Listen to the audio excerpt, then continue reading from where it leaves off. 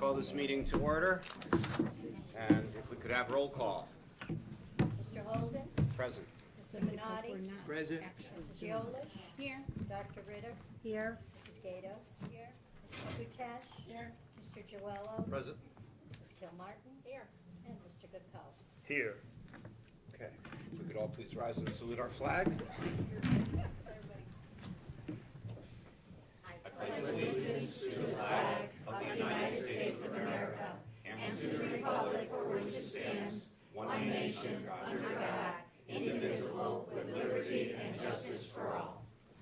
Thank you. Please be seated. At this time, I would entertain a motion to approve the agenda. So move, Mr. Chairman. Second.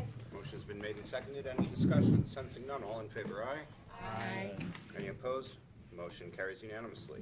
Okay, next item, budget discussion related to departmental requests, and I'm going to move because you're going to use the projector. We will be projecting onto the wall, the slides. Yes. I like my seat. I have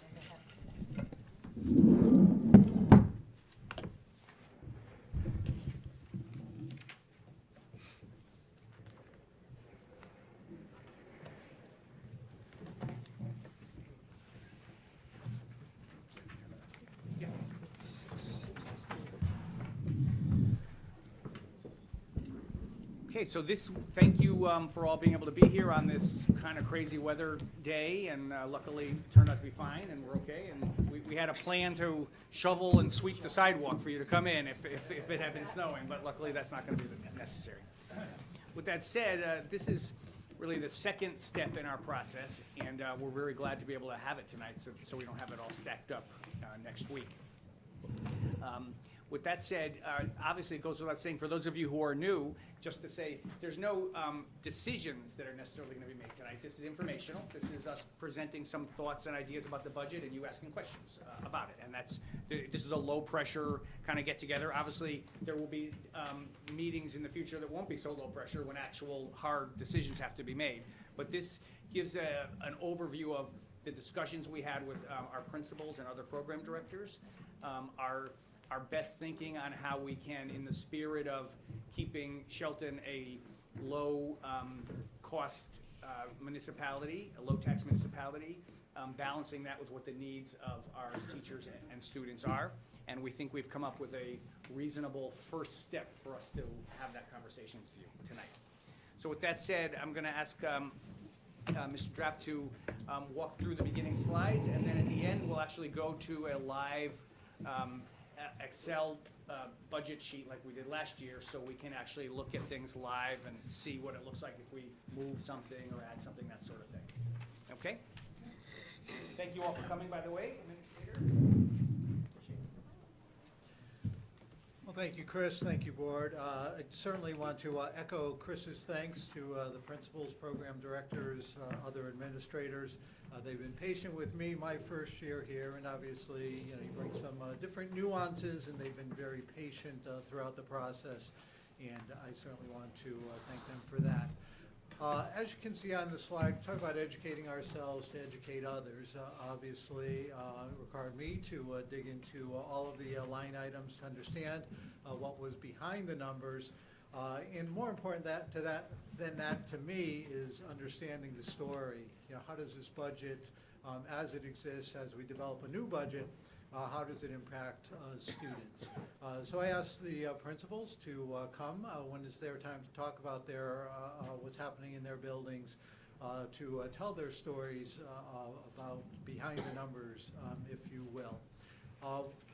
Part of that education process is, again, to put out some facts, to build that foundation. We have some new board members as well as a new director of finance, so make sure that we have a common understanding of what some of the dynamics are that are happening, not only in Shelton, but across the state and across the nation as well. So dispel some myths if they're out there. And again, we all have our own opinions, values, beliefs that we bring to the process. But what I hope is to establish the facts and be clear and transparent in that process. Again, my style in this, I stopped using PowerPoint at one point, but go back to it. But again, to give you some confidence in what we'll be doing, cite a couple sources that I tried to model the budget that maximizes the clarity, transparency, and the accountability for the process that we're going to undertake. Basically, what's a school budget? As Chris had talked about, it's a matter of priorities, how we allocate our scarce resources. In Economics 101, all resources are scarce. So how do we allocate those resources to the priorities that a community has for educating its students? So what are some sources of our priorities, of your priorities? Certainly starts with the mission, values, your core beliefs, district improvement plan, strategic plan. There are certainly other documents, school safety plans that are out there, school improvement plans, teachers' goals. So we take it from the macro to the micro, but basically those are our guiding principles that I look to when advising Chris on where our priorities should be or where our resources should be directed. So again, I'm not going to go through those. You have those to read. To jump back to the last slide, or not, go on. That's our strategic plan. Go ahead. I'm sorry. You good? So you have access to those identified priorities in those documents. Does money matter in education? Yeah, we all know, I think on some level, that it matters. Certainly matters not only how much you have, but how you spend what you have. But I like the quote down near the bottom, money can be spent either effectively or ineffectively. However, it can't be spent either way if it's not there to spend. And I think that's something that, that a theme that will develop as we proceed throughout this discussion. Let me just jump in on that note and say that oftentimes I've heard people say things like, well, Bridgeport and Hartford spend more money than Shelton does, and they don't get the same outcomes that we get. Well, that's true. That is true. But that's not a really fair comparison, because the impact of poverty and generational and multi-generational poverty and lack of resources in our inner cities aren't really something that we can compare to what the community of Shelton is like. So I just want to say, if you hear someone say, well, they spend more in Bridgeport, would you prefer to have Bridgeport's education? And Jose, I know that you have a connection to Bridgeport, and I speak of Bridgeport with affection, as you know. Thank you. But with that said, it's not really an apples to apples kind of comparison. So yes, inner cities spend more money. No, we are not advocating for a Bridgeport or Hartford style outcome. We are advocating for the children of Shelton. And I just want to make that clear. If you hear that said, that we need to call a timeout on that when someone says that. Ed, can you go to this slide, the Shelton Priorities District Improvement Plan? Yeah. The feedback, yeah. The one before that. That's number This 6. one? Number 6. Number 6. Okay. Is that This the one? Yeah, that's the one. Yes. Chris, would you say then that those 5 points are the educational goals for 2018, 2019? Well, so the state of Connecticut requires every district to submit a district improvement plan. So we do that with our leadership team. We develop the plan. We look at last year's results, patterns of results, and we look at what we think we can, how we can push our students to even achieve higher. And I say push in a gentle way, of course. And so, yes, this is what we submitted to the state. We've given it to you, of course. You've seen this before. We had a presentation here at the board meeting on our district improvement plan. And so these are an important aspect of what our goals are. Our goals are not limited to these metrics, however. We have goals that go beyond that. So we have these goals. Yes, these are goals for the district. And we have the goals that we're developing through our strategic planning process. Because we've had a number of presentations about the milestones that we're starting to put in place, so we have a coherent pathway for our students. Those are also goals. What's the ramifications if we don't attain these? If there was an absolute disaster, and we were able to only score at less than 50% of these projected goals, then the state might want to come in and ask us some questions about what we're doing, but typically they don't. And to be honest, these are ways to, and you speak to this oftentimes at board meetings, that having some framework, some metric is helpful, and that's how the state sees it. They would not come in and answer your question and like take over the district or something like that. Will attaining these goals eliminate the dip we see in student performances from 4th to 5th grade? Well, these goals are a framework, and so the part of the dip we see is based on what many educators across the state, in all kinds of districts, rich, middle class like us, and poor, see as a design flaw in the different tests. So the trouble is when they design tests that are for 4th graders and for 5th graders, et cetera, the tests aren't necessarily well aligned, so that across the state you see this dip. And it brings up the issue of reliability of the model. But those are the kind of tests that we're rated on. And I know you've talked about in the past that you want to see our educational program be in the top 25% of all the programs in the state. So I guess will obtaining these priorities, these goals that we've submitted to the state, will that move us closer to that top 25%? It will move us closer to, or perhaps achieve that, but the reason I'm hesitant here is because it depends on all the other districts in the state. If other districts do better and we do better, but if our trend line is above the trend line of the state, then that's to the good. If ours is equal to the state trend and theirs doesn't move at that rate, then maybe we'll approach it, but we might not reach it. It depends, in other words, there's so many moving pieces. It depends on how all of the other districts in the state do, and then we'll see where we fall to that 25%. So as we go through the budget, will there be specific line items or additions in staff or tools? Will you be able to reflect those changes to obtaining this goal? Well, yes, and part of it is that, for instance, let's look at numeracy cases. Part of it is that we are developing, and it's very modest at this point in Shelton compared to many other districts, including Monroe as an example. But we have math specialists who help support both the teachers and students in math. That's something we need to protect. So we're not adding math specialists, but we need to protect those so we continue to offer that service to students, as an example.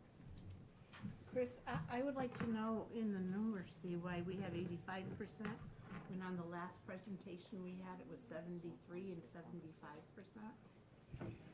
I have to look and compare those two reports. I remember us in the DIP always saying 85%.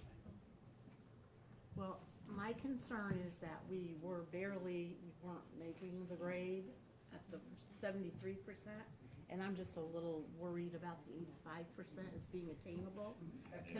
Is that like a little overly generous? Maybe, can we knock it down to like 80? Well, we've already submitted. 75? Well, And being aggressive is not a bad thing. Well, yeah, I mean, But if you you always fail, should set your goals higher, Yeah, so that it's a stretch to make. Yeah, but it's a fair point, Darlis, if we're on first name basis tonight.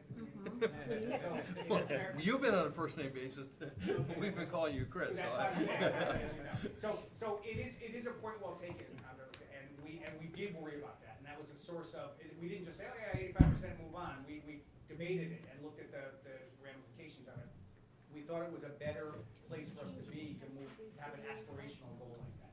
And we discussed it in detail, we think we can achieve it. I mean, it's not like we're hoping to hit a grand slam, bottom of the ninth.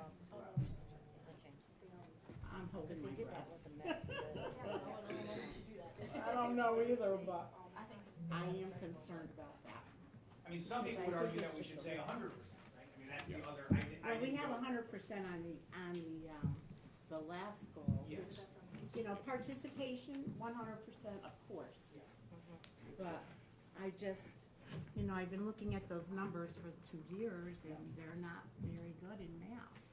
We have worked in it, So- there's no question about it. Okay, Okay. moving on. Okay, Thank you. you're welcome. Okay, so we're talking about the money spent effectively or ineffectively. There are a variety of metrics that we can use to measure that. Certainly one of the ways is looking at how much we spend on direct instruction compared to other districts. So again, one metric is we spend 65% of our budget on direct instruction compared to 63% nationally. So again, we can look at a variety of areas to see how are we spending our money to get to the point that you were talking about. How do we build in that accountability? And how does that compare to the rest of the state? The state is typically lower than that. Again, I can get that number, but the last year's data is still being finalized, so I just went with the national.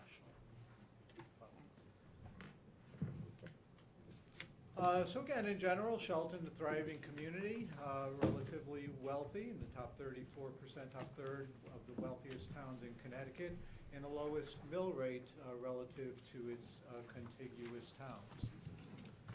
Shelton residents benefit from low taxes. You can see Shelton on the far right there, and your other neighboring districts with where they're at with the mill rate. Again, there's no judgment on this. This isn't a setup for saying, let's get that mill rate up there or anything. Just important information to establish as we build our foundation, as we progress through the presentation. There's much to celebrate in the Shelton Public Schools over the next couple of meetings. All of the building principals, program directors will have the opportunity to speak to you about some of the highlights in their buildings and about some of the needs in their buildings as well. So we certainly want to celebrate the many successes that Shelton continues to realize and see how we can build on those successes and close the gaps where they exist. So I talked about the successes, but there's also cause for concern and sustainability. In the last 4 years, Shelton has dropped from being the 14th lowest spending district on a per pupil basis to the 4th lowest spending per pupil, placing it in the bottom 3% of spending per pupil in Connecticut. And again, in and of itself, that's a nice factoid, but what we want to look at what has been the impact on Shelton students, on the operations of its school as we go through that decline. Again, some other, yeah? Okay, and I just wanted to make you aware about this newspaper article that came out. Yeah. That Shelton residents paid the 13th most high income tax in Fairfield County. And I don't know if you were aware of that, but I think that this is going to play a little bit of influence on, your presentation. Would you like to have a copy of this after the Sure. meeting? Yeah. Okay. The thing is, income tax doesn't really come to us, that goes to the state. And a lot of that money ends up going to other But districts. people talk about taxes, and they talk about all taxes. Right. So, Well, that It's indicates a it's healthy, important. but it is important, but it does indicate that people are making a lot of money. right. But you could use that either way. Look, I don't think Okay. anyone. No, I know. I'm not looking to be, I just wanted to know that there was extra information out Yeah, there, absolutely, yeah. and I'm just sharing information, period. Don't read any more into it. Yeah. Simple. The more information, the better. In Okay. the end, this budget gets to adopt the budget, so you ultimately hold the cards. So you, as we had talked about, we'll present some facts, and based on your value belief system, you'll decide what goes in and what goes out. And again, 2006, Shelton's per pupil spending was 86% of the statewide average. 2016, you were at 78% of the statewide average, representing a difference of about $6 million in spending. So let's start talking about how those numbers, if you will, as standalone, start translating to the impact on students. Obviously, as you can see there, a significant drop in instructional materials. Those are the things, obviously, that teachers use to deliver curriculum, units, lessons, and so on and so forth. And I think you'll hear a lot from the principals about the lack of instructional materials and how they're impacting programs and services for students. The other is around equipment, primarily technology equipment. And again, as we look at your various milestones, your strategic plan, that talks about preparing students for the 21st century. How do we provide them the digital tools to access the information that's out there? At the end of the presentation this evening, Dan DeVito is here. We are going to talk about technology and some of the thoughts that he has for next year on how we can get more equipment into the district and exactly what that will address. Yeah?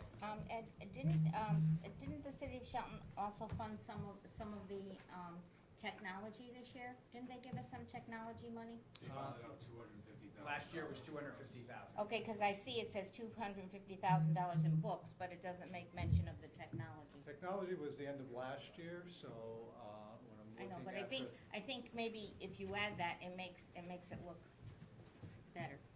Well, it's just two separate piles, Kathy. You're correct that they did, Mr. Anglace and I presented a plan to the mayor for $350,000, and he cut it to $250,000. But that was in the context of last year's budget, and the $250,000 was part of the budget negotiation with the city that they put into this year's budget. And don't you think they will continue to fund technology for us, some technology? I am hopeful, yes. I think that there's Because I reason to be think- hopeful. I think that, I've heard that people are not opposed to directly funding technology that directly impacts the teaching and the students. So I think that, you know, whatever we're looking for in technology, whether they fund it through a referendum or whatever they do, you know. I have heard that said as well, that there was Okay. some interest in that, yeah. I think that one of the things that we need to do, and I'm gonna ask the board for this, every single member of the board, is that we need to present a plan that meets the needs of students and teachers and not have to wait for some other plan that doesn't really completely relate to that. Because, like, for instance, when we ended up cutting back from 350 to 250, it was just because 250 was less. That's not a plan. We need to have a plan, and we need to work together to create a plan.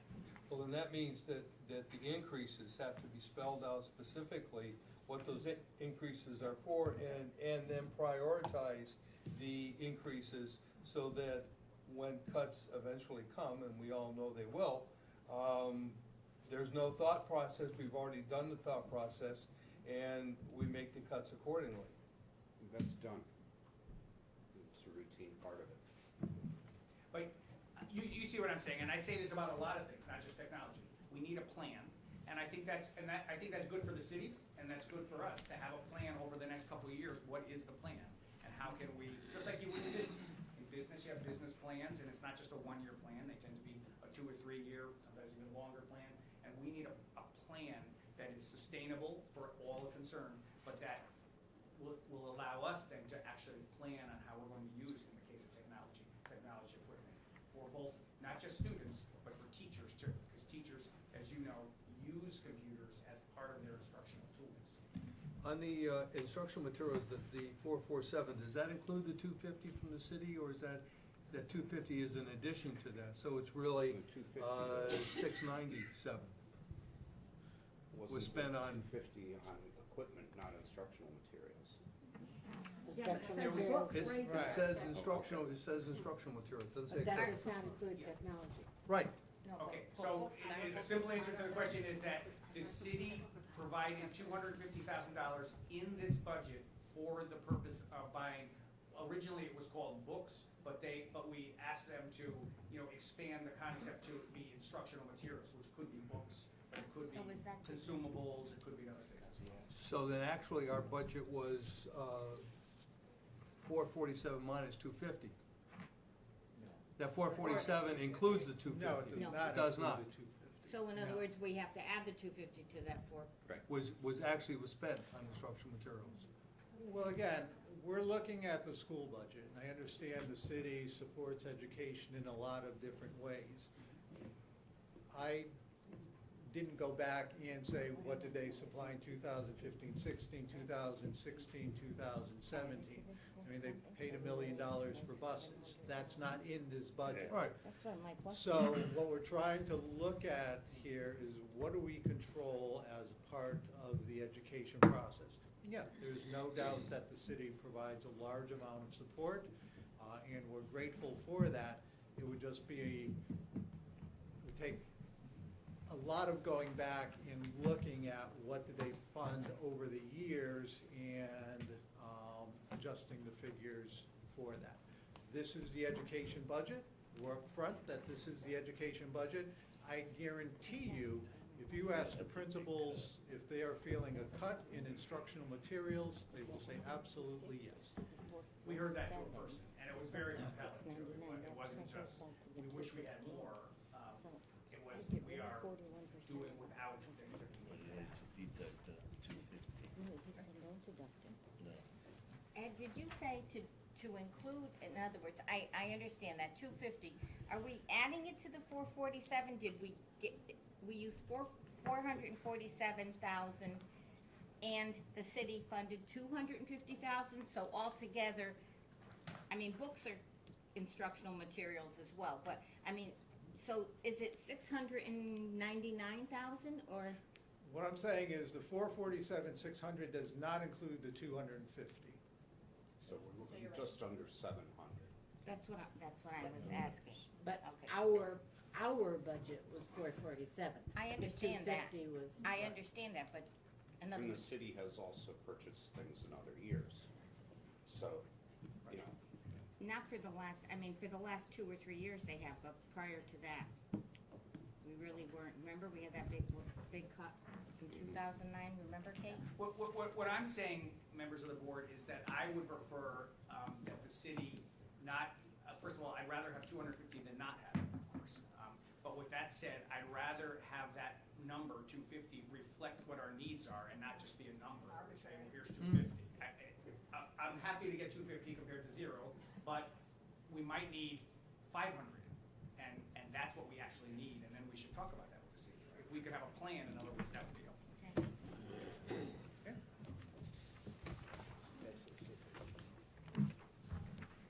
Okay, so we were talking there about instructional materials, which includes a variety of things, including books. So here's the instructional supply line, which is unaltered by any support from the city. So we went from over $560,000 for instructional supplies in 1450 to $175,000 in instructional supplies in the current budget. Yeah, but those numbers contradict the other side, the other data that you gave us where you said it was 447. I said instructional materials, which includes a variety of things, including instructional supplies. It does include books, software, and other line items. So supplies are different from materials. Right. Yep. Okay. These are just supplies, right? Those are just supplies. Not computers, books. No, Correct. But Okay. supply, I mean, Supplies like toilet paper? No, instructional supplies. No. okay, instructional supplies like Consumables, like paper toner, paper, toner, Paper, okay. crayons, markers. Cartridge. Math manipulatives, Okay. whatever the case might be.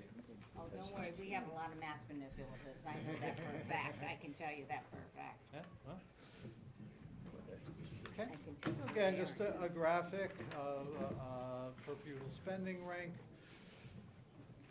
Again, Shelton, their NCEP rank, net cost of education per pupil. We currently rank 163 out of 166 districts, spending $13,900. Some of this data we reviewed, 79% of the statewide average, and the districts that spend less than us. So what we're attempting to do is to make some strides to where we were. Yeah. Be Um, specific. So in 2012-13, NCEP rank of 155. So if we moved towards that goal, would bring in about $1.9 million more in 2016 and 17, bringing us to the same amount of per pupil spending as Ansonia. So we're not looking to break the bank here, but it is important to know, again, the impact that dropping in spending rank and the impact that it's having on your schools and on your To play programs. devil's advocate, you can use the same argument that that Chris used earlier when you compare our spending to Bridgeport Or Hartford. or Hartford. So comparing to Ansonia and so forth and spending per pupil really isn't a fair comparison, as Chris mentioned earlier. It has to all do with the situation, the Ansonia cultural is a different situation community. of the community that you're comparing to. I think the next slide looks at that a little bit more closely. Yeah, and we're building to that, so. Let's keep going. So in 2017, 2018, you had $1 million increase, a little over almost 1.5%. So what did it take to get there? So it required reductions of 11 teaching positions, 1 administrative position, 41% reduction to instruction materials, 82% reduction to equipment, including 0 for technology, 12% reduction to staff development. Also unfunded, you had $800,000 in requests for furniture, fixtures, and equipment, as well as $6 million as called for in your 5-year capital plan. So when we look at those furniture, fixtures, and equipment, and when the principals talk about broken tables, broken chairs, inoperable equipment, and so on and so forth, that talks to the need and the things that you haven't been able to fund because of your decline in spending per pupil. So that's the connection that we're trying to make, that would be fine if you could maintain that. And none of these things are going to go away.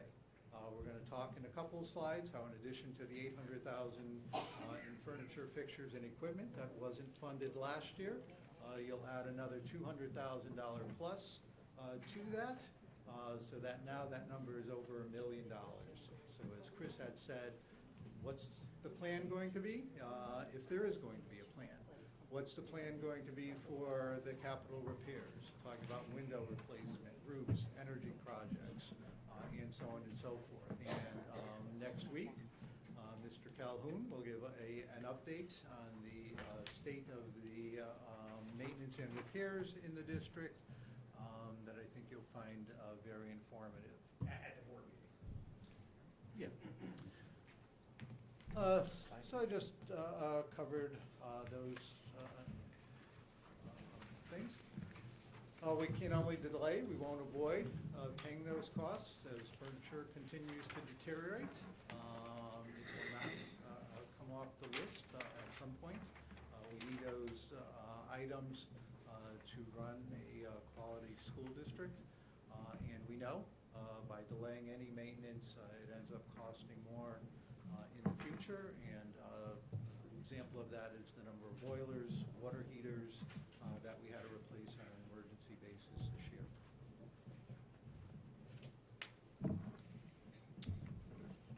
So again, some of these slides just support what I was talking about earlier. So again, this is a summary in the various departments of what's needed. And again, that growing list that's now over $1 million. And you do have a printout underneath this presentation that details all of those items. Here are the capital repairs, over $9 million, including what did not get funded last year, in addition to what was scheduled for this year. So $9.4 million in capital repairs. Also includes things that we've been talking about, ceiling fans, shades and blinds, paving, heating upgrades, window replacements, and so on and so forth.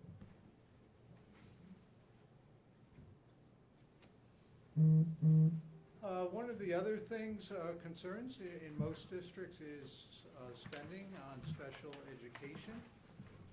There's no doubt that special education costs are rising as a percent of the budget. But it's not only in Shelton. The darker green line, the top line, is what's happening in the state of Connecticut. This is special ed spending as a percent of the budget.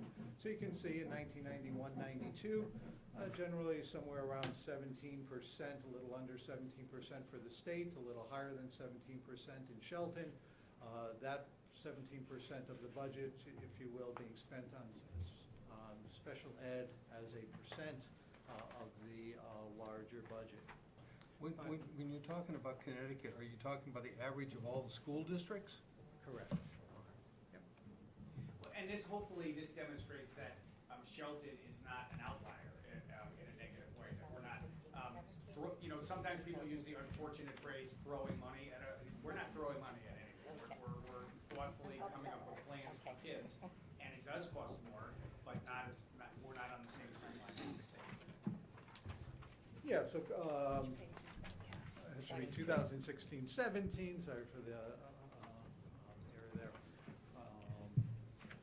So again, 23% of budget statewide, and understand there's no such thing as average. You probably won't find a single district at 23%. But again, on average, 23% of Connecticut budgets, school budgets going towards education, slightly under 21% in Shelton. So again, we're rising, but not rising commensurate with other districts across the state. A question that I have, one of the areas where we seem to get bit and fanny every year is that over the course of the summer, we have growth in our special education population. Should we build some growth in special ed population into our budget projections? Because when we have the increase over the summer, that has us playing catch up with our budget the following year. Yep. And, since we've got a track record of constant growth, perhaps we should plan for some. Yeah, again, as a business manager, I always say, if it happens routinely or regularly, then it's not necessarily a contingency. It's planning for the inevitable. I certainly think it's always a good idea to plan on one or two higher cost students moving into your district, and hoping for the best after that. But I think it is prudent to do that, so absolutely. And what is our population, special ed population, about 13%, 14%? I believe we're in the 13%. Again, you'll see some numbers here that we were at about 11% a couple of years ago. Again, it's always, what's the latest information that I can compare statewide. But yeah, typically around 13, 14%, I think is what was put out there.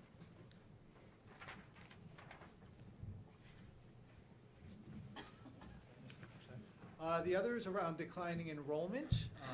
Coming from a district that was experiencing high declines in student enrollment, it's not an uncommon phenomenon across Connecticut. In fact, 90% of Connecticut towns and cities saw an average decline of about 16% in their student enrollment. Yet their budgets, when adjusted for inflation, went up 36% on average between 2006 and 2016. Per pupil spending basis. Shelton has seen an 11% decline in student enrollment, so again below the statewide average, while experiencing a 20% inflation-adjusted increase in per pupil spending. So again, there is that decline in enrollment. There is that phenomenon of the budget being increased, but again, Shelton can be proud that they're not losing at the rate of many districts, and their budgets, again, on average, are increasing more slowly or slower than other districts as well. also, I think, an important note that there's somewhat of a myth out there that says that students, an exodus of students leave sheltered schools to go to private schools. And that's just not true. There are some families that for a variety of reasons do make that choice. And sometimes it's for religious reasons, sometimes for other reasons. But most of the students that leave our district are either moving out of state or are moving to less expensive towns in the valley. So there are, in other words, there are economic reasons that are underneath it. Based on the number of apartments that have been constructed and are planned to be constructed, do we have any idea about the student increase that that's going to generate? Well, I am hopeful that the board will support a move to hire a firm to help us consider redistricting. And part of that would be a demographic study that would look at exactly that. But that doesn't help us in the discussion this year as we go forward looking for an increase in the budget. Can we project? I mean, do we, pre-K is, it's not open to everybody, so we don't know what's going to be coming in at the K level. We have no census information. Well, we don't have information that we could say with absolute certainty what a projection of student enrollment increase could look like.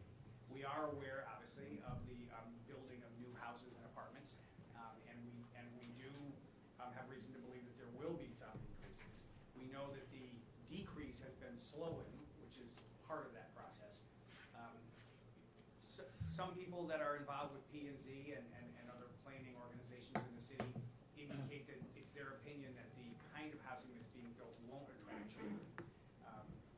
That's what they said about Avalon Bay, too. Well, that's, yeah, and so certainly I can speak to it from personal experience. There are condominiums in Shelton where many, many children live, so many that there are bus stops to pick up the kids.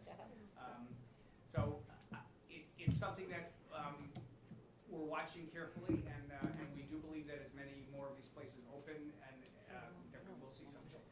Can we, Chris, because we're going to have to make the argument to A&T and to the Board of Aldermen, using the data that we have and the increased bus stops, I see our bus guru back there. Figure out and use that information as an argument, say, look, we've got all these apartments, and while the developers always claim, oh no, there's not going to be any kids, the fact of the matter is, this is what is happening, and we're projecting that if it just continues the way it has, that we're going to, it's going to add to the population. And, because we've got to have, to try and convince the Board of Aldermen to. Even just saying some of the bus stops and how many kids. I had to stop for the one at Avalon there on Bridgeport Avenue. And before I even thought to start counting, and then I started counting, I counted 20, and I didn't even start at the beginning. And these kids are getting off and going up into Avalon.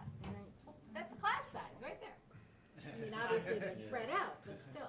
We can look at this in preparation for those meetings with A&T and Board of Aldermen to have some more information.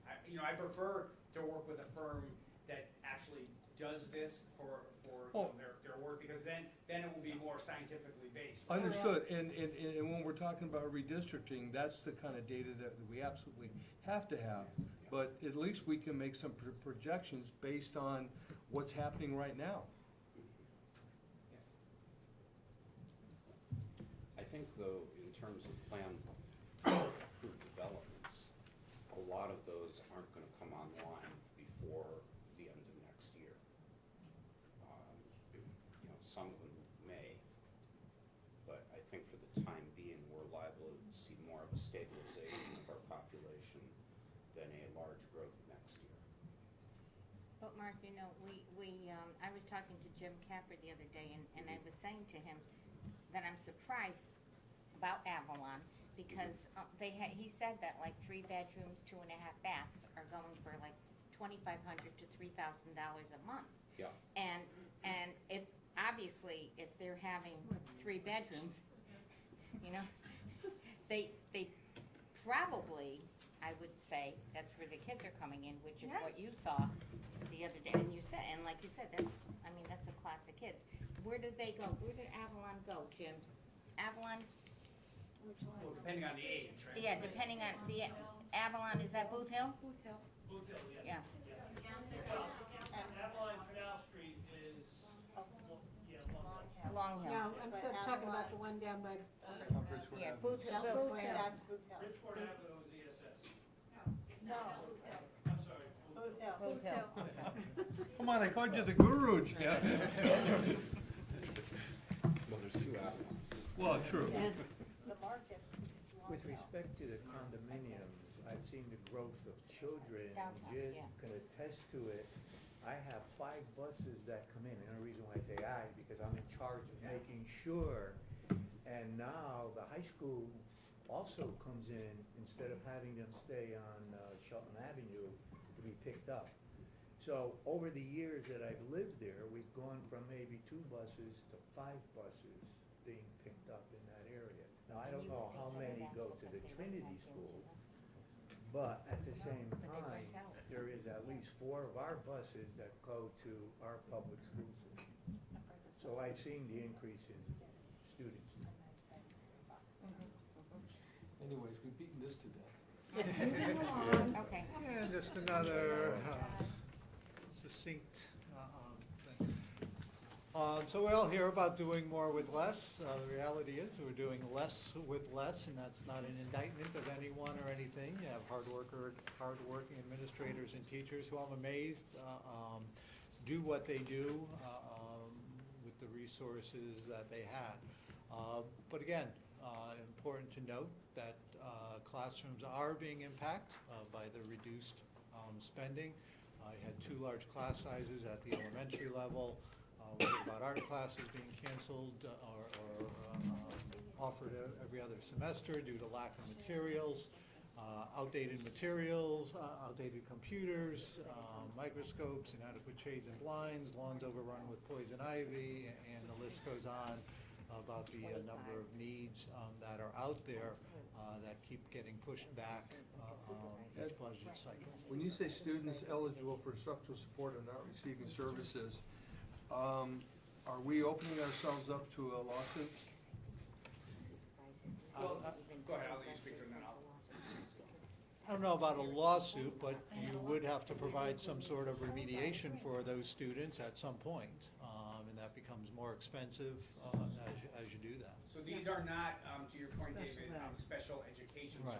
services, which would open us up to a lawsuit. But these are based on the response to intervention kind of format where you tier students. So students that teachers know need a little extra support aren't getting the level of support they need. So they might need, we were using math as an example earlier, they might need math support every other day, but they're only getting it once a week because of staffing issues and that sort of thing. But parents could always take that option of challenging us in Well, court. that is absolutely true. And, people can sue you And for they any do. reason under the sun. But one could make the argument that you're suggesting that, there would be a faith issue with a free and appropriate public education.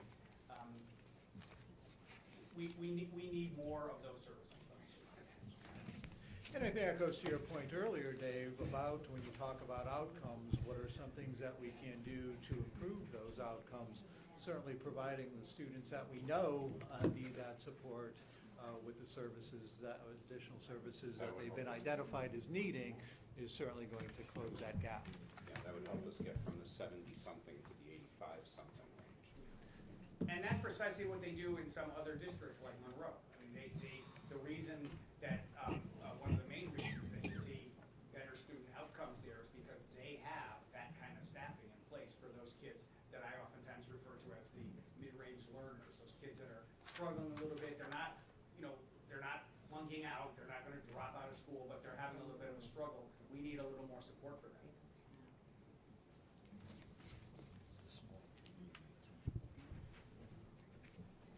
So we heard a lot, this last legislative cycle about cuts to ECS, anywhere from 0 to maintaining what we have.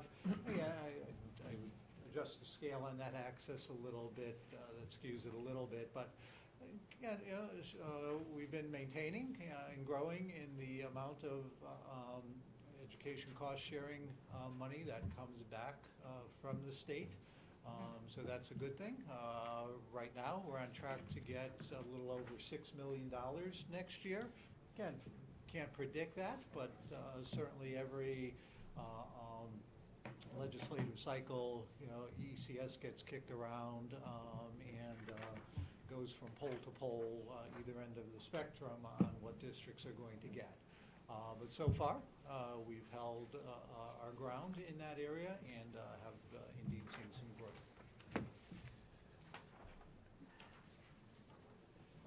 So again, Chris had talked about, and I'll bring the slide up at the end, but we are able to look at the impact of the budget and the impact of any budget increases, additions, deletions, whatever the case might be.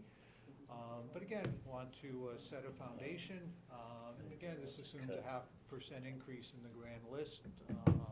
My guess is it'll be more than that. I know the city has had some issues with their software on that, so we'll have to wait a while to get the final number. But just again, a 1% budget increase equals about 15 cents to the existing mill rate, and then the impact on the assessed value of a home within a range from $200,000 to $650,000, and then looking at each $1 million increase, that's 21 cents to the mill rate, and again the Those amounts are annual? yes. I think your grand list might be on the low side, because when I had calculated it out a few years ago, 1 mill raised more than 5 million. Got the numbers from, the grand list number from Paul, so I can certainly take a look at that, but Yeah. that's the latest number that I had, so. Okay. Yep. I think that's something that too many people don't Yeah. know. They hear raise taxes, raise taxes.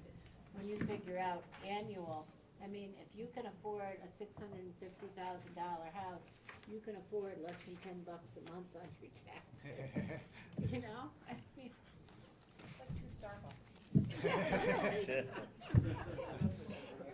I never make value judgments, but, yes.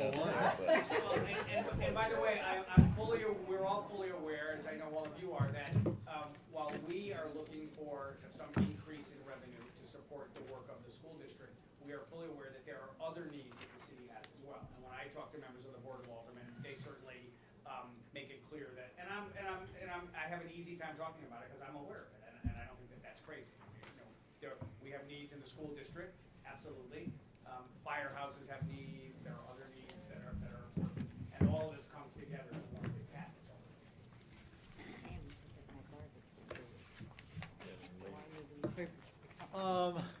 So we switched to part 2 of the presentation, where we start getting globally into some of the line items.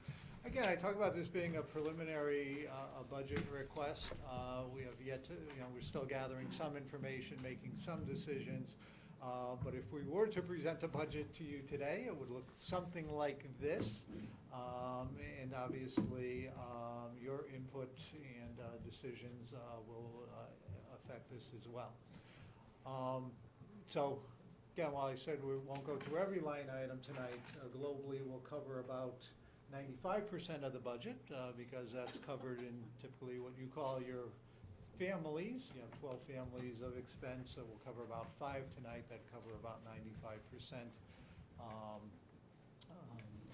the total budget. So you can see, and again, certified teacher salaries, that represents the same number of staff that we have today. Same with administrators, so no increase there. And what the impact is based on contractual agreements that you have in place there. I did break out so you can see what some of the certified teacher salaries as far as new staff were. And again, goes to addressing some of the questions that were raised today.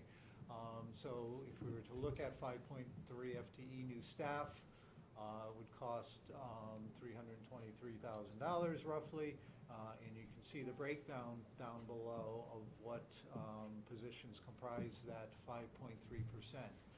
So 2 elementary teachers to keep class sizes between 17 and 20 as opposed to 26.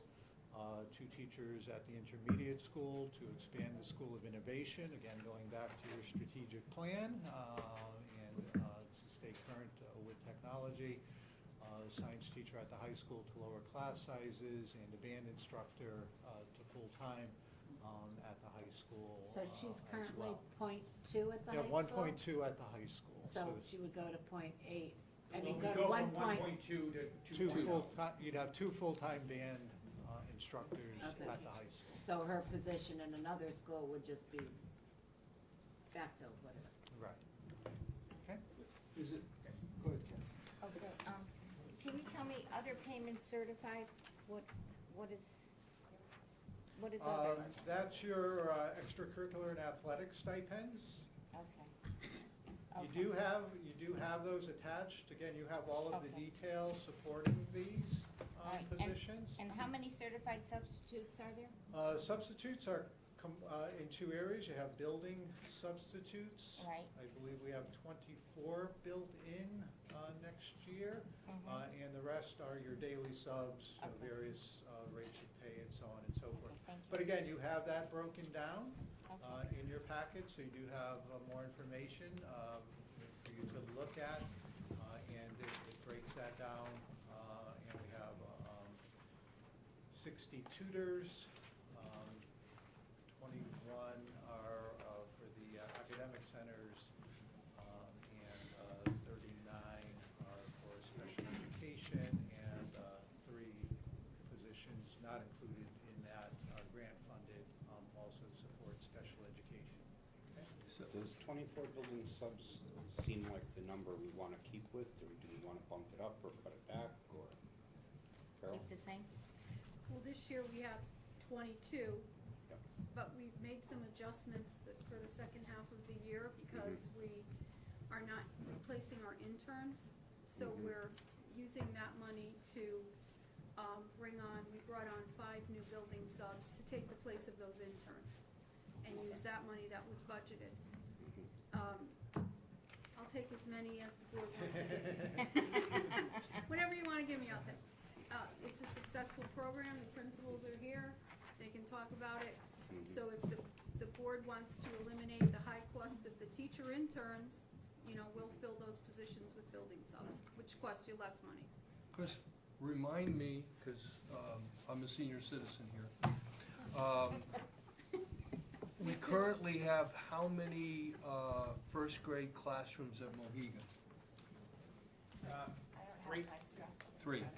Okay, and so we need 3 next year because it'll be second graders. And we'll need 3 to support the kindergartners moving up. Okay, is that the same case at Long Hill? Yes, at Long Hill, there's currently 4 sections of 3rd grade, so then we would need 4 sections of 4th grade for next year. Okay, and we need 4 sections in 3rd grade next year? Yes, Because there's 4 sections in second grade. yes, the only, in Long Hill from K to 4, the only grade level that's at 3 sections currently is 4th grade, because it's one of the reduced positions over the summer. So with all of the upcoming classes bumping up, it would support a 4th section, because there currently is a 4th section. And we have classroom space for that. I would get creative, yes. Yes, yes. That's a good answer. You know those capital repairs, add another $1 million for a classroom. When you see a tent on the roof. If you see kids on the lawn, you'll know what's going on. Yeah, so you do have, again, more information to back that up, the number of, again, elementary classroom teachers by building and so on and so forth. So you do have additional information. If we don't do it in either one of the schools, what would the classroom sizes grow to? We could do a projection on that. I don't want to give an absolute answer, but it could go as high as 23. I think we were looking at 26. Probably higher. Well, that's what it is, yeah. Yeah, probably Not to correct 26. you. That 3rd grade at Long Hill moves up to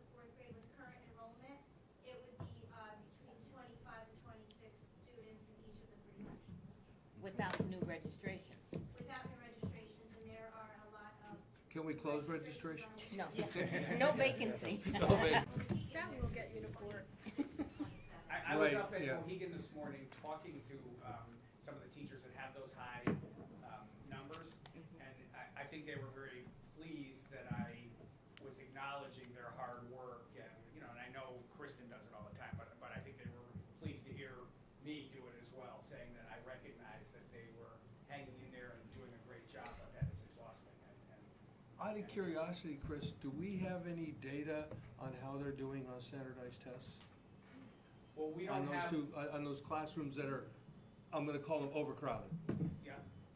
Well, we don't have standardized test results yet. We just have we did the fall stuff, and then we'll do the spring stuff. So we'll have that towards the end of Well, the the year. standardized See, tests and is as you know, we third hired grade. that tutor to go in there to District reduce the assessments, right. Pressure, stress. yeah. Okay.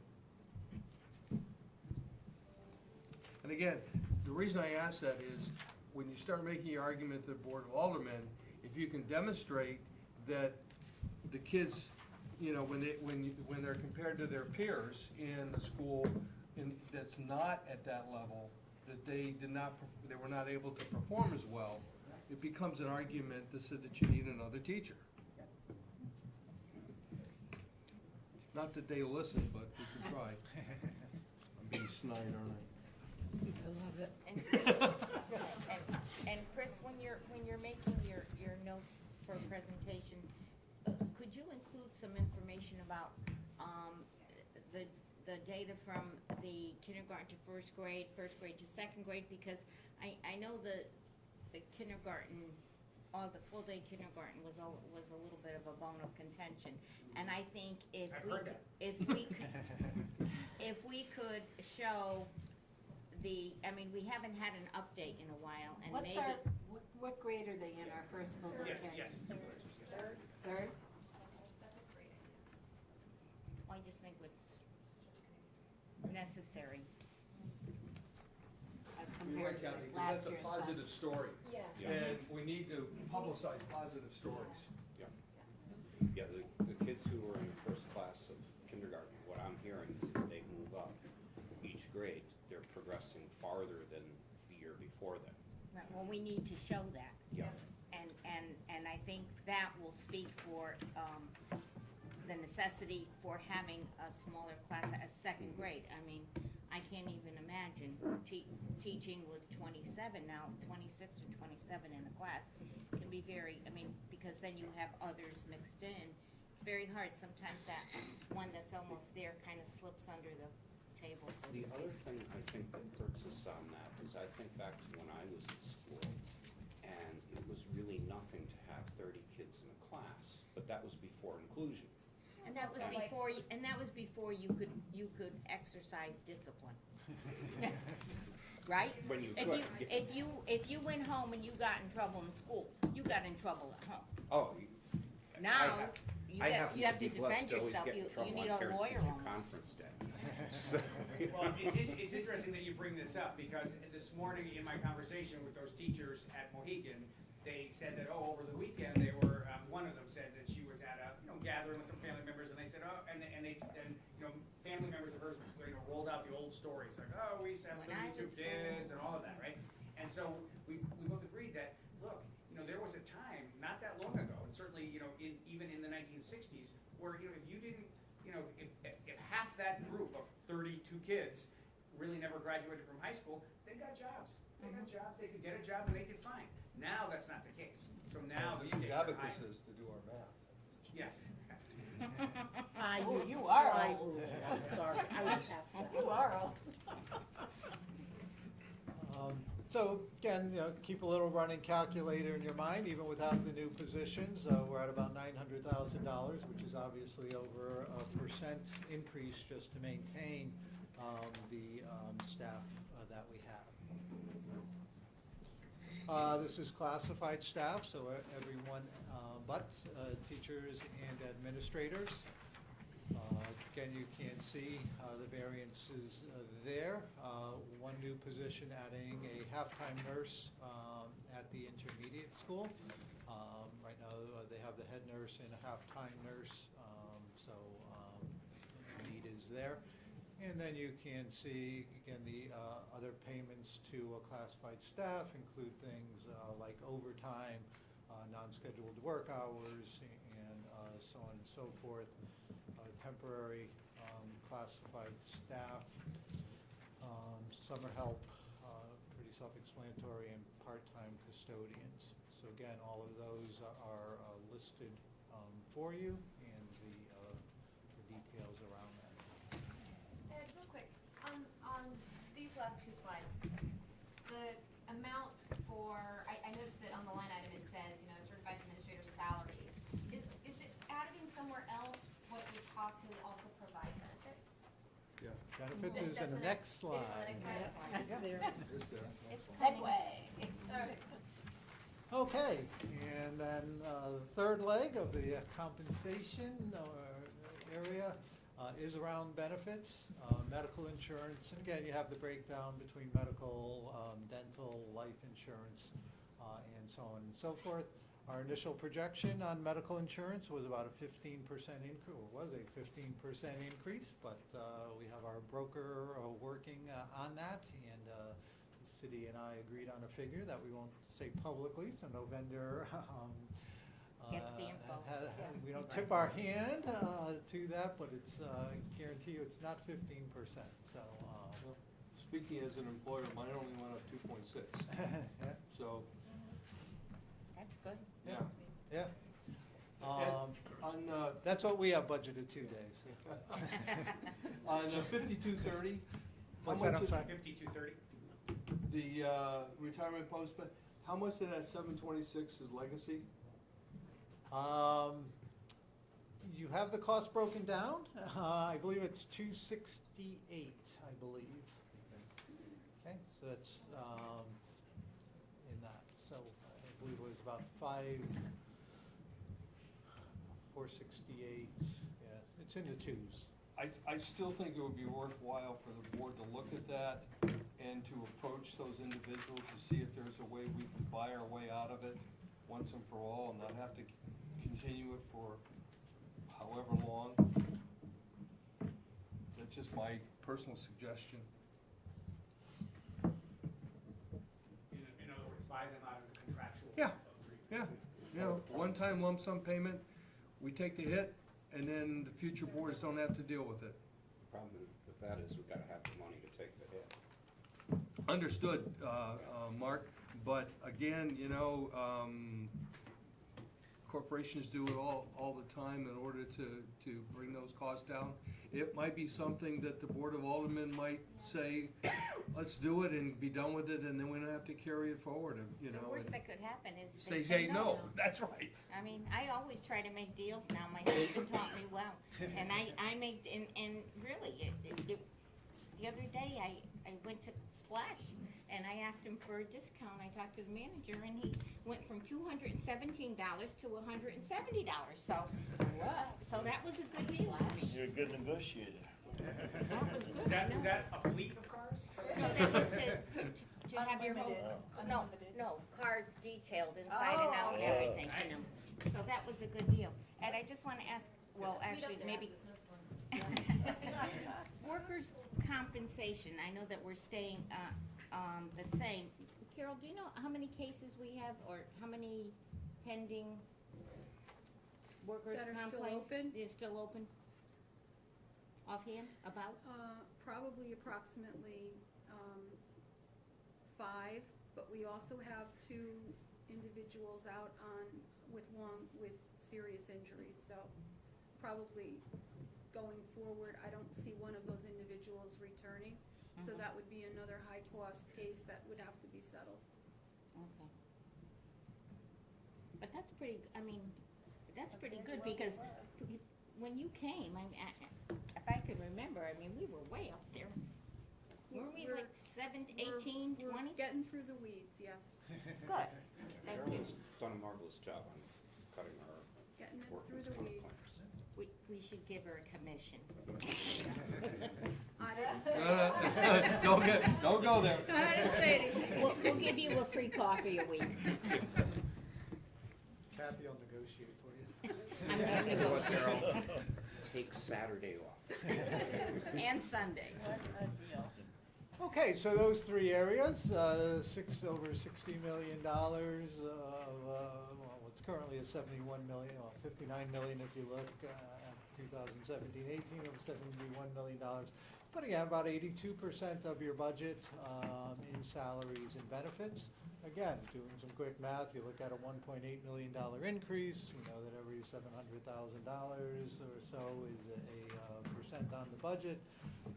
So you're above a 2% budget increase just in that area. Tuition and transportation account for another 10% of the budget, so. I'm sorry. Really quick, just a question. In the beginning of the presentation, we talked about how 65% of Shelton's education budget is spent on direct instruction. So tell me how that relates to the 82% that is spent. If 82% is being spent on salary and benefits, just for my own relation status, how do those two numbers work? Well, within the salaries, you have teachers, you have guidance counselors, you have nurses, Yeah. you have a bunch Sure. of categories. Direct instruction are classroom teachers and special educators that deliver special ed instruction they directly may to not- students. The overlap is maybe like we're not providing benefits to certain groups or that sort of thing? No, No, again, and you'll see the breakout of the categories within that. But you have your support services for students, support students. Custodians and all those Services, folks don't- custodians, nurses. Are not part of that direct education. Right. I see, okay, thank you. You will see that as we dive into the weeds Okay. in subsequent meetings. Trust but verify. That's right. Okay. Trust but verify. But no, you couldn't glean that out of that information.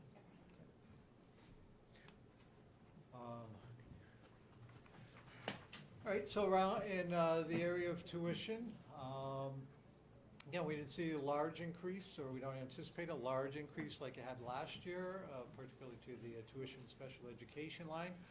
But we do want to, again, account for some contingencies. We feel we're in a good place this year, that we've got a good handle on it. We will rely on excess cost reimbursement to keep those numbers down. So a certain amount of reimbursement is built into those numbers. So again, that doesn't cover all of the costs, but we do get reimbursed for those high-cost students, those students that cost you more than 4.5 times your average per pupil cost, and then we get a percent of that back. So again, others are just assuming some Fairchild cost of Wheeler living. is not factored into this at all? What's that? Fairchild Wheeler? No, there's no money budgeted for Fairchild Wheeler, so that will be one disclaimer in the budget. And then transportation, over $4.5 million of the budget. We did go out to bid.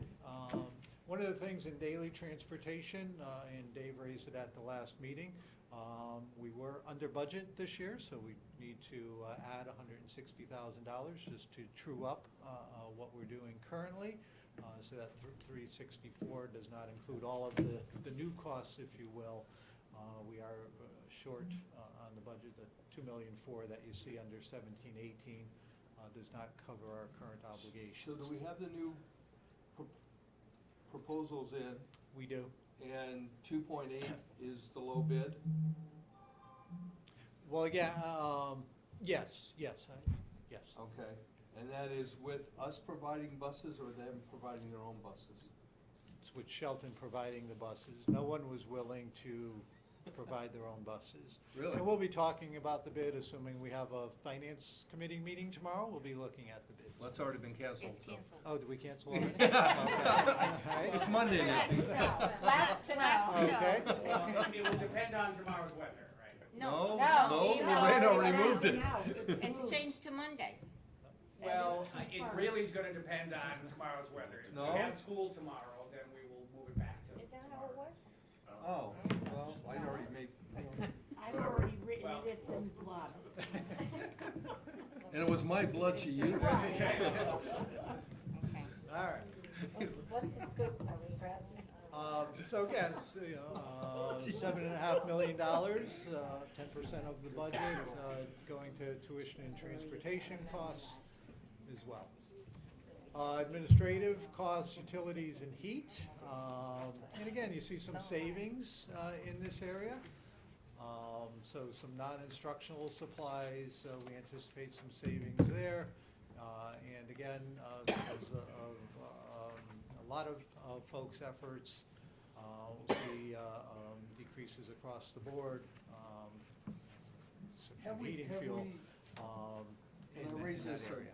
I think maybe the last finance meeting, tying our internet and phone together and using voice over. Yep, we'll be talking about that, and Dan will be here, and that would be an appropriate question for Dan. So Dan, are you gonna save us some money? Yeah, but if you save us some money on that end, maybe we can buy some more computers. Dan's a spender, not a saver. Oh, that's not good. Boy, talk about stabbing you in the back. Well, he has to buy things. So we do continue to look for ways to save money, and obviously heat and utilities is one area that we can do that. So again, I want to stress that board members do have additional information that'll give them more detail on what we just covered. This is, I wouldn't say the 50,000-foot view, but maybe the 25,000-foot view, and we'll certainly get some boots on the ground as we move forward. Built into what I refer to as the preliminary budget is some computer equipment, including the notion of leasing some computers, and again, Dan will explain the rationale behind that, and some other initiatives that we feel are necessary to continue moving forward to meet our commitments to helping students grow with technology. So, Chris, any closing remarks before I turn it over to Dan? Well, again, we are committed to putting Shelton in the top 25% of districts in the state in terms of student outcomes. We know that there are needs that are 21st century needs that we need to explain more effectively to city elected officials who are the appropriating authority. We can't look to the past, we need to look to we can honor the past, but we need to look to the future in terms of preparing our students. And so what we presented for you tonight is a preliminary overview of what we think is important to make sure we can prepare the children for the world that they will actually live in. I'll close with, I hope this was informational to you. Certainly sure there are a lot of opinions, what should be in, what shouldn't be in, where we spend too much, where we spend too little. Certainly I'm not the definitive word on that. You certainly have a superintendent and obviously the board and city officials and community who will weigh in on that. But I hope we met one of the initial goals of it being clear, and that you have a good understanding and a good foundation for again, some of the dynamics that are occurring in Shelton without any judgments on what's happened in the past or what's going to happen moving forward. And we'll certainly continue to provide that level of detail for you. Before Dan takes the center stage, bottom line, what percentage increase did you just present to us? It would be around 3.6%.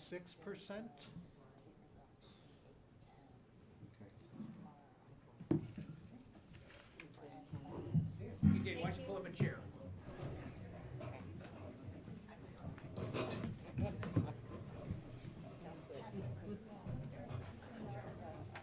Chris? Yes. Can we take a 5 minute Sure. break? You want to recess for? Yeah, let's take a 5-minute break. Meeting.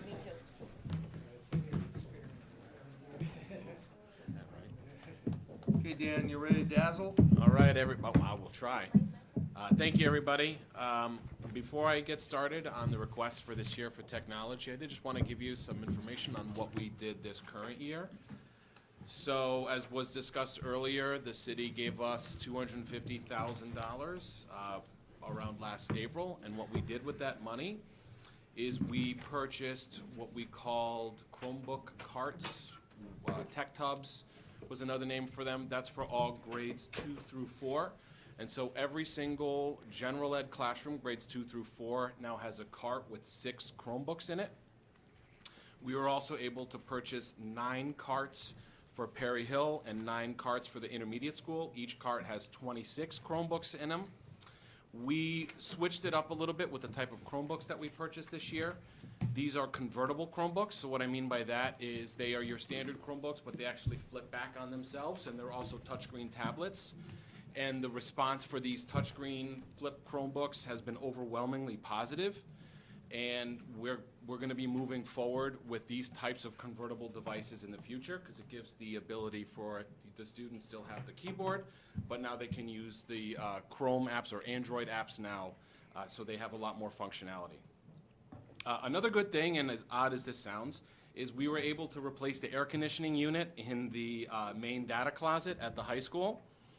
And the reason why that's incredible is because the old air conditioning unit would fail all the time in the summer at midnight on Saturdays, and we'd have to run to the high school and gracefully shut down all the servers because of all the equipment. If it ever overheated and fried, that would be a lot of money that we would lose that we would have to ultimately replace.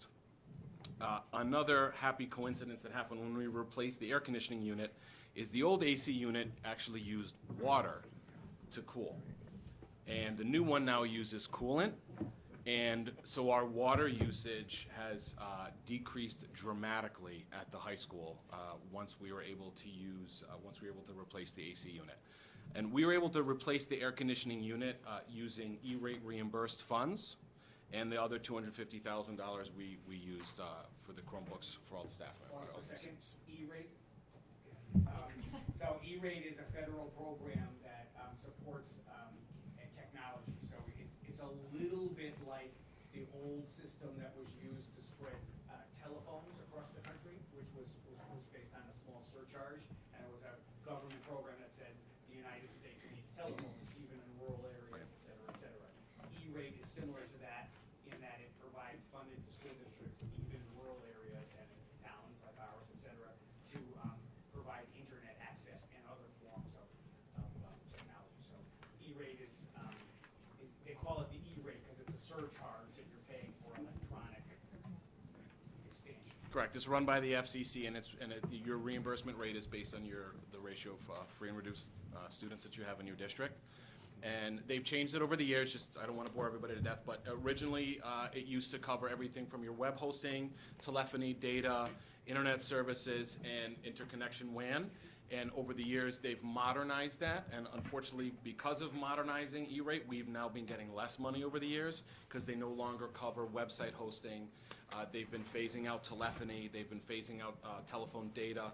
And so eventually, beginning 2 years from now, we'll be only reimbursed for our interconnection WAN, so the fiber that goes strung along in between all of our buildings, and our internet service, which we get through the Connecticut Education Network. And again, like saying Telephony is a good word to There's say. also- It is pretty fun. And Dan, they gave $250,000? Correct. They Okay, gave us- and then how much was that air conditioning system? The air conditioning system was $42,000. That came from the E-rate reimbursed money. That's basically a grant, not part of our budget. Yeah, it's not part of our budget, correct. So this year, and this is a couple of years we've been asking for this, but we're asking to replace all the staff desktops district-wide. It's around 450 of them. The current age of the staff desktops is 8 to 11 years old. Over the years, we've upgraded the computers a little bit at a time. They are maxed out on the RAM, and we've actually upgraded their processors to the max processors that the motherboards can take. But it's not enough. They're past their prime and they need to be replaced. If you ask any teacher how the login process goes in the morning, they're going to get very angry, rightfully so, because it can take 5 to 10 minutes to log in the morning. Some of the teachers affectionately call it the spinning circle of death because it takes so long for them to log in. And The major reason for this is because of the software the district needs to run the interactive projectors. So one of the ideas we had thought about at one point was, well, let's go to Chromebooks for the staff members. Unfortunately, we can't. We have Promethean boards or interactive projectors in all general ed classrooms in the district. The majority of them, over 50% of the interactive projectors, will not work on a cloud-based computer. They need hardware, actual Windows-based PC to run. As the interactive projectors and Promethean boards have become more advanced via the software has now a higher processor and CPU demand on all of the computers. So what the Active Inspire software was 5 years ago is not what it is today.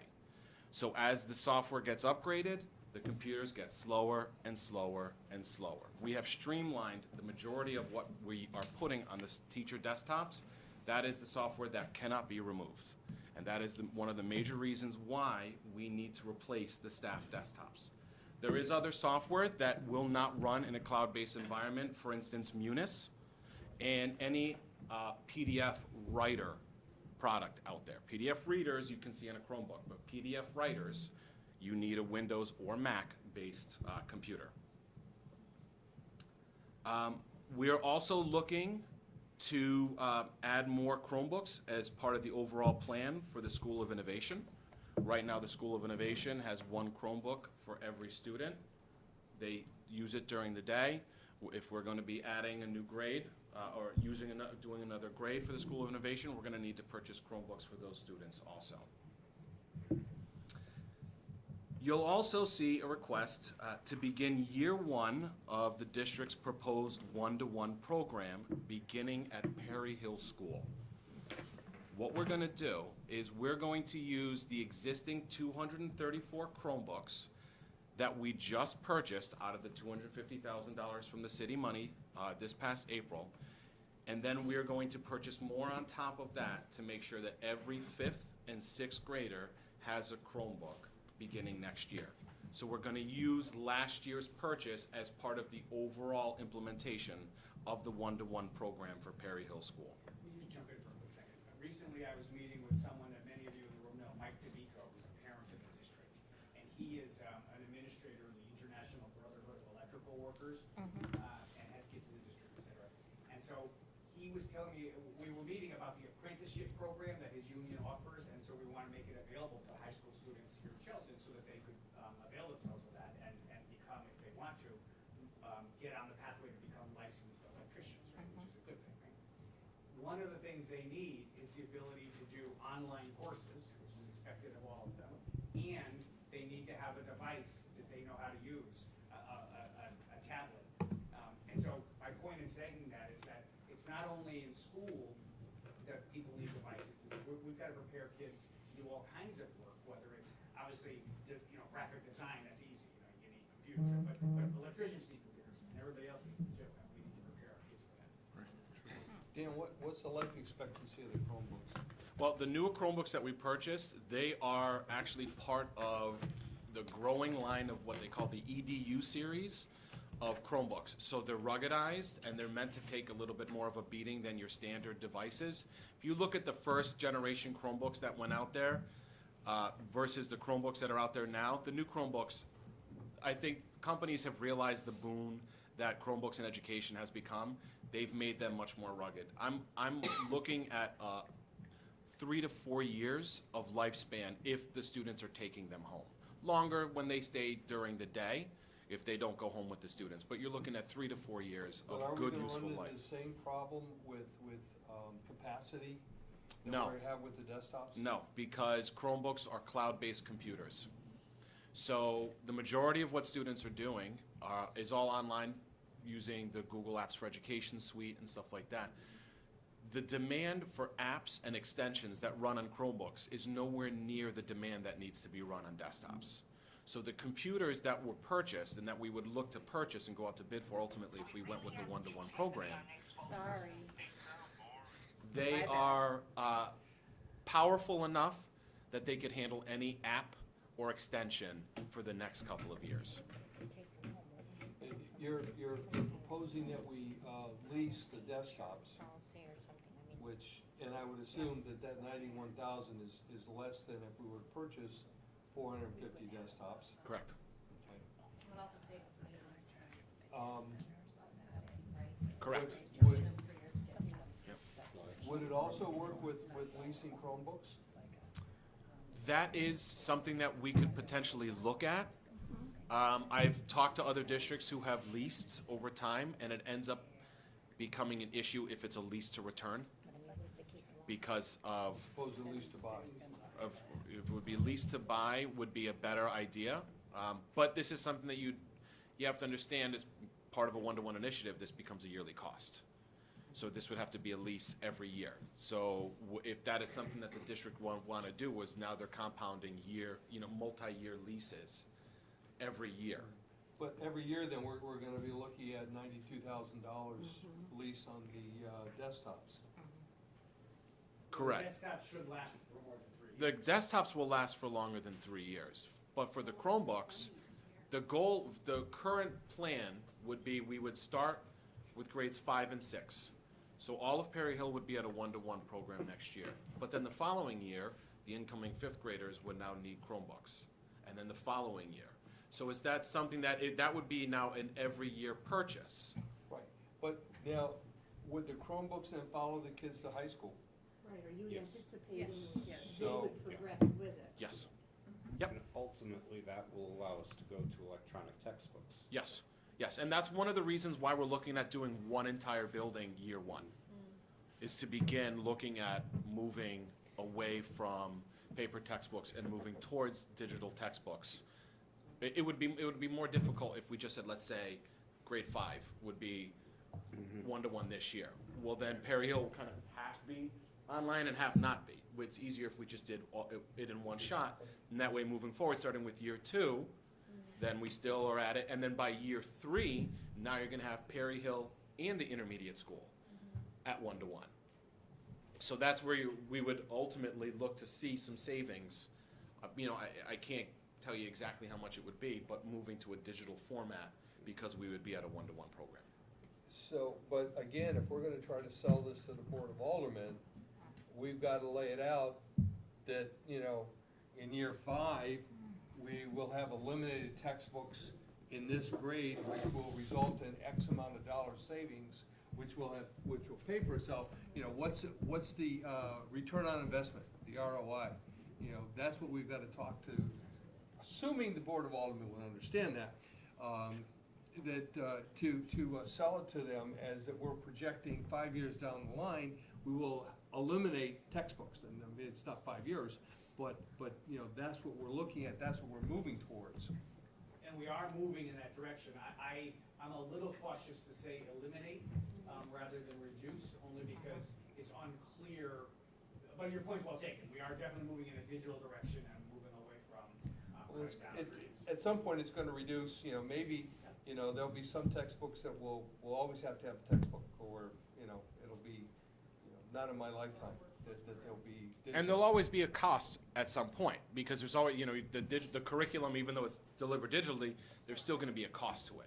And I think that the manufacturers and the textbook companies are still trying to figure that out, what that cost is gonna be. It's gonna be less expensive than paper textbooks. be. But what's gonna be the total cost? Obviously, this district and every district is very good at using online content to deliver and help with instruction, whether it's Khan Academy or using the Google Suite or using a lot of free products that are out there. But eventually, there is going to be something that we're going to have to purchase, and it's still kind of, we don't know exactly what that cost is going to be in, let's say, 5 years' time from now. Dan, you said that Chromebooks were good for 3 to 4 years. So if we start at grades 5 and 6, that means on the brink of high school, their Chromebook may not be as good anymore. As part of the plan would be a replacement in grade 9. Okay, so we'd be paying for grade 9 plus Grade for 5. the incoming grade 5. Correct. So we would always be paying for 2 years of Chromebooks. Year 1 would be 2 grades.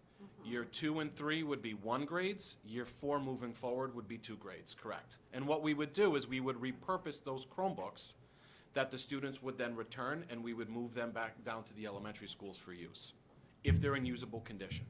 part of the year one's process would also be, there are 10 other carts of Chromebooks that are currently at Perry Hill School with the older generation Chromebooks.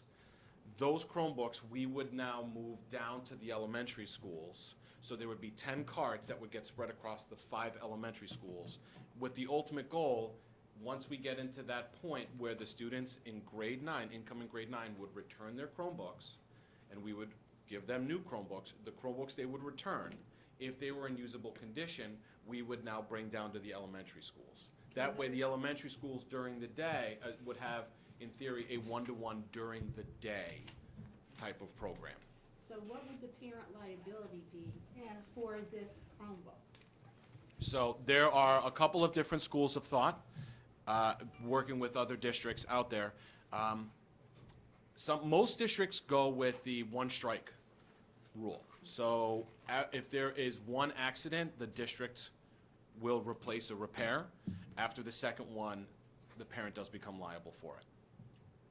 Obviously, now I will say. You're gonna upgrade your agreement then, your technology agreement? Yes. To include all of that? Well, there would be a separate agreement altogether beyond, because the current agreement is the acceptable use for technology and the BYOD agreement. This would be a whole new agreement with, obviously, a lot of conversations with And what happens parents. if you get parents that don't wanna sign up for that? So that's a very good question too, and there would be two reasons for that. One, parents saying, I don't want it, or I want my son or my daughter has their own device that they want to bring in. And this is where, and the majority of the time, and I've talked to districts anywhere from Durg A's all the way down to Bridgeport, the majority of the time it's because their student has their own device. And we don't define a device as a phone. I'm going to be clear with that. A device means some type of laptop. We don't want students learning on their phones.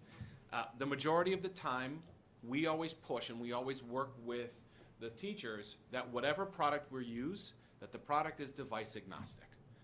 So meaning mostly the time web-based. That way, if a student has a fancy MacBook, it's going to work.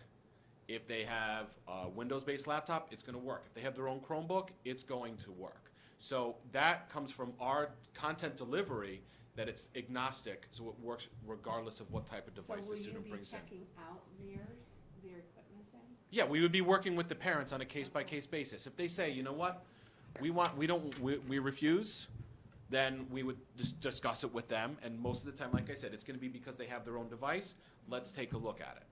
And are you anticipating doing that before school starts? This would be Because this adds on to administrators' workload, Mhm. which in turn adds on to our finances and time Absolutely. on task. Absolutely. This would be a lot of conversations. And are you, Here's the question, I have a comment after. Okay. Will you be investigating or getting a type of plan for, like a insurance type of policy for these? The best course of action for this is actually if the district self-insures. So, well, I think you can say this with anybody. People take care of their stuff when it's theirs. And when the students are taking it home, when the one-to-one train first left the station 6-7 years ago, I think we were all concerned about that. And school districts were on the forefront of the one-to-one initiative. They went with the insurance. They ended up losing money. There weren't enough claims to justify it. So most districts ended up going through they did self-insurance. They had X amount of dollars that was in a repair account that was used in the event that something happened to a device. So, are you technically handing a child a computer in 5th grade and they're not turning it in at the end of the school year, or? So that's another good question. Because I'm just seeing, Joe Schmo packs the moving van and goes to Idaho. So that was the conversation we've had, is if a student, what we'd have to deal with students who leave the district, how do we return that? And new students who enter in the middle of the year, Yeah. we have to get a device to them. So the dollar amount isn't 100% exact. You can base it, and I've based it off of current grades numbers. Year 1 through year 5 is based on the current enrollment for that grade. So I've gone all the way down to grade 1. But in 4 years from now, that can be different. And how do we deal with the people who leave? So that's conversations that that has to be had as to what do we do. when a one-to-one program was based on a Windows-based laptop, to make the tech department's life easier, they would collect them at the end of every school year, update them during the summer, and hand them back out in the beginning of the year. With Chromebooks, you don't have to do that. With the Chromebook, we push out software by the Google Admin Control Panel. The software, the Chrome operating system updates via the admin panel. So there's nothing that we have to physically do to those Chromebooks during the summer. So in theory, we don't have to collect them at the end of the school year, but we do have to keep tabs for when somebody leaves the district. That would be part of the policy. If you leave the district, if you unenroll from the district, you have to give that back to us. Because Can you now that make has to go them- to the next person. Unoperable? You mean If they skip Disable out of them. town They and skip they out, take yeah, it with them? can you disable them? So Oh, that yeah. they can't be used? Oh, yeah. Oh, yeah. And you can track when they're logging in where the computer is. Yeah, part of the software that we had, we've been kind of future-proofing the district for an incoming influx of devices, which we've been putting a lot of student devices in the hands of the students. One of the products we purchased was called GoGuardian, and that was for teachers to be able to see what all the students are doing on the Chromebooks during their class, to make sure that the students are on task. I mean, they can do it from their computer. They can, yeah. Oh, yeah, the teacher can. And I have to stand at the back of the room in my class? That's what we didn't want to have happen. That would be way too much to have a teacher. Right now, we have carts, right? And the teachers are fighting over the carts. They want to wheel a cart to their classroom, give 26 Chromebooks to the kid. It's a lot easier, especially, at the elementary level, instead of getting them to a lab. You bring the lab to your classroom. But then, from a classroom management perspective, that would be very difficult. Now you have 26 Chromebooks being in use. How do you make sure that all 26 are on task?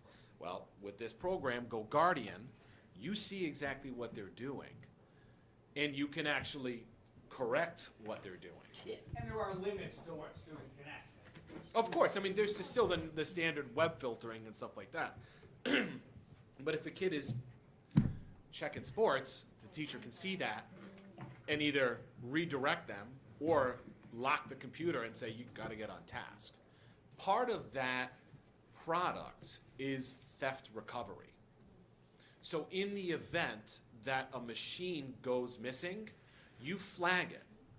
And the next time it comes online, we see live real-time screenshots, GPS locations as to where they are located, and the ability to completely disable them after we've collected enough data to call the police. Find my iPhone. Right, it's There'd be a allegedly. sign-off, so parents, before any of this happens, there'd be a sign-off, as you Right, said, right. and we'd explain these things, this is how it works. Oh yeah, and that's what we're saying. This would, this would be conversations with parents, with staff members. Everybody would have to understand, because there's a lot, it's a lot of moving parts. Yeah. It's a lot of moving parts going to a one-to-one program. But, I said the term train, the one-to-one train is coming, and there's no stopping it. And if our job is to prepare students for life after school, we all use some kind of device, and Trumbull started already this year in January. Actually, the Consortium of School Networks, which is a national tech directors organization, just put out just posted the results from their national survey. 65% of districts nationwide have a one-to-one program of some sort. Dan, if we go this way, I would recommend we get the nice little plastic cover for those Yep. elementary kids. Yep. Because we all know how little kids are with spills and other fluids. Yeah.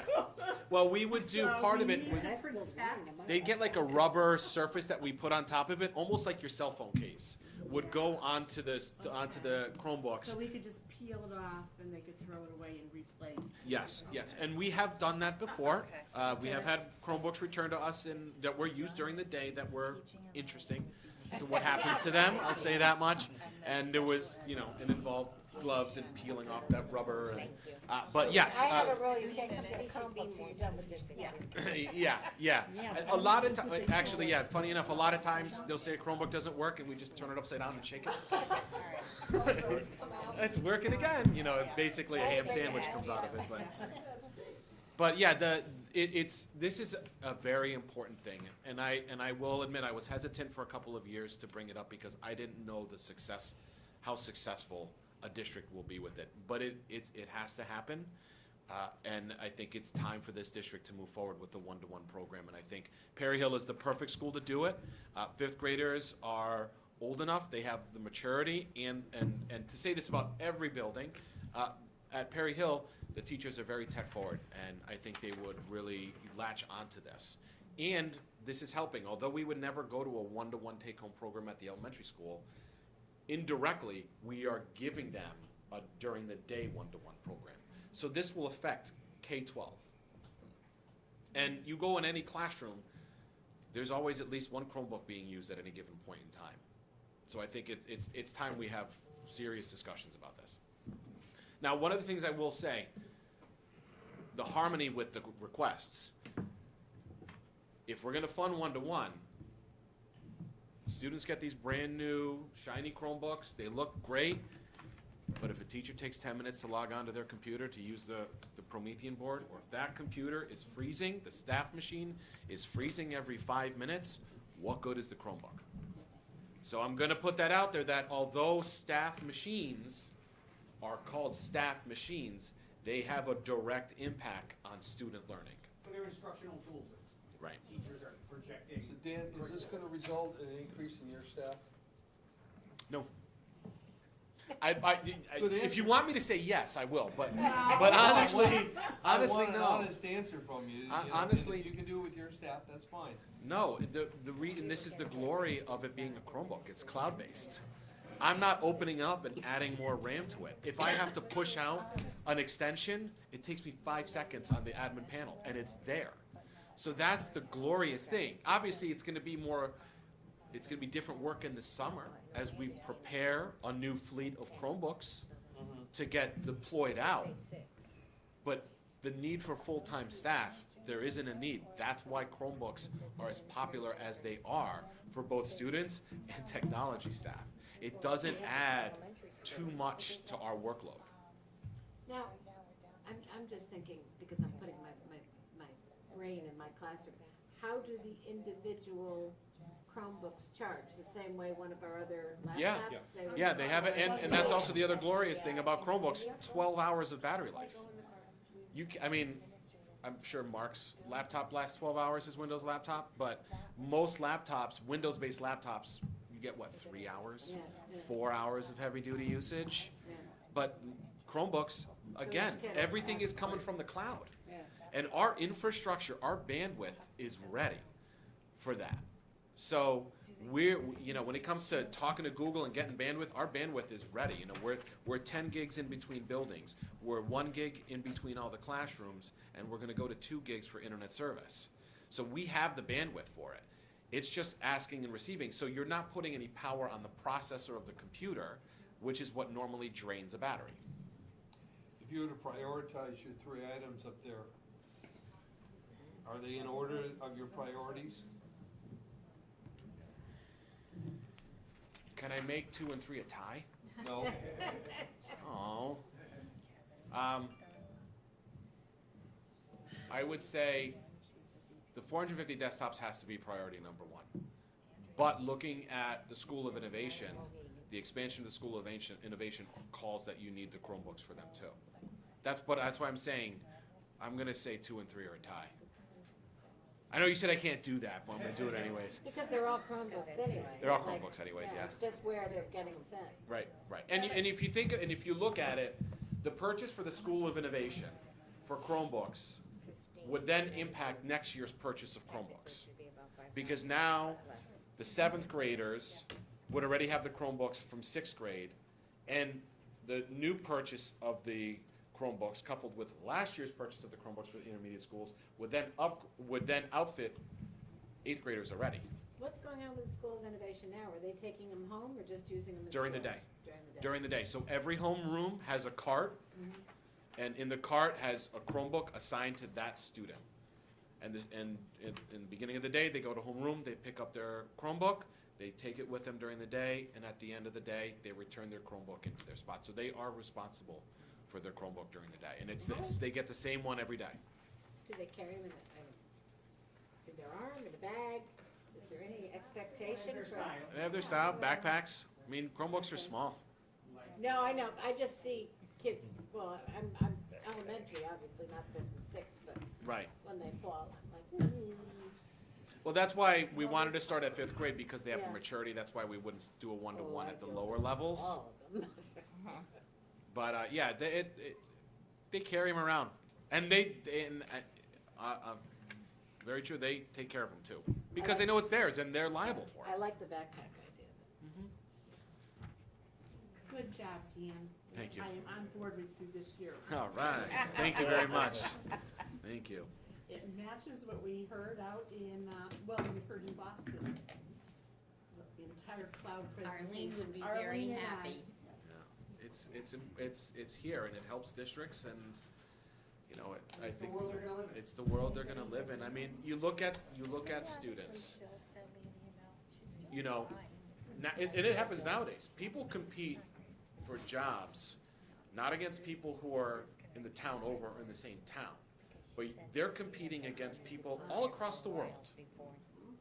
And that's how it is. I have many friends who work from home nowadays, and their team consists of somebody in San Francisco, somebody in Chicago.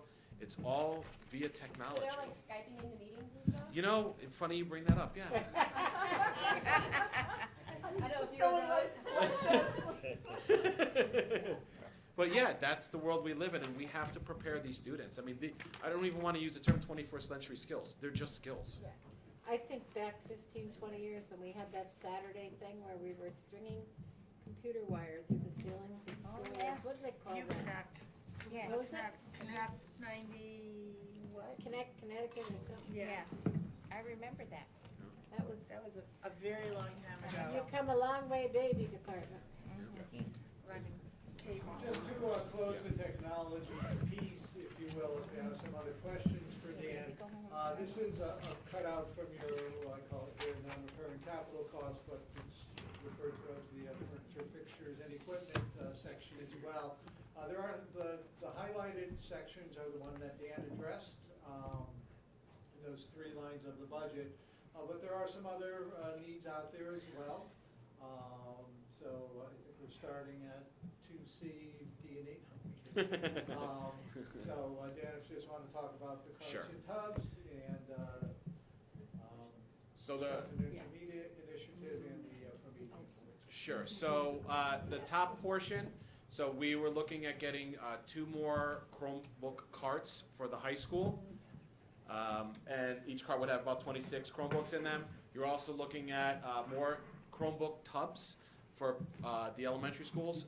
Like I said, we did the tubs for grades 2 through 4, so now I'm requesting that we purchase the tubs for grades K and 1. What's the difference between a tub and a cart? Okay, so this is the confusing there. So what we had originally purchased were tubs. They were little, they almost looked like Rubbermaid tubs, but they were specific for Chromebooks. They had the slots with the chargers. We were all about getting the tubs until all the parts were held in China for 6 months, and now we ended up getting carts instead. But they're smaller carts. So they're not carts that hold 30, they're actually carts that hold 12. They're on wheels then? They're on wheels, Oh, yes. that's They are on wheels, and and they lock up. Yeah, that's what I've got. Yep, yep. The other option, the Chromebook for the SIS, that's another one-to-one initiative if we had chosen to do it at the intermediate school, but I am recommending that we start it at Perry Hill.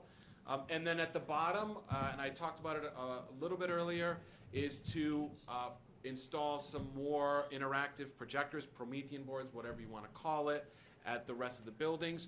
If you recall, for about 4 years, we had a project, a multi-year project, to install Promethean boards in every single general education classroom. This is to also install Promethean boards in specials, because there's a huge need, and you could see where in specials, whether it's an intervention room or whether it's small group instruction room, Promethean boards make a big impact outside of just general ed classrooms. So we're looking to outfit those classrooms with Promethean boards also. That might be something that the city would take under as a capital expense item. Yeah. Well, they have been pretty receptive to Very that kind of generous thing. in that area. Okay, so. Any questions? Mine. mind-boggling. Why doesn't Bluefield have staff computers? It should be there. Oh, It should be there. There's I don't know tubs why. there. It's, wait, Booth Hill, They have tubs. no, but yeah, Booth Hill should be there, I'm sorry. It should actually be in there, yeah. Boy, what a catch. Good going, James. James pipes out, there it is. Good, James. Were you worried we were gonna close you?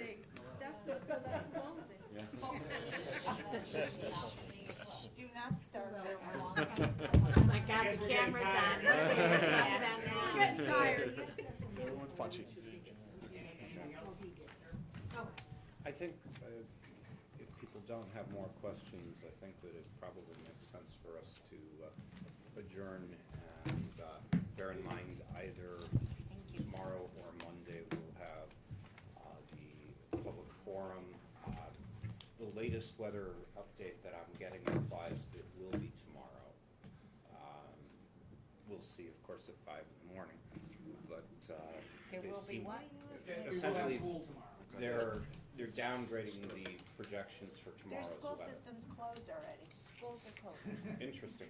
Valley Shore Weather Dogs are saying Gee, are that we we're closed probably already? gonna have school. Are we closed?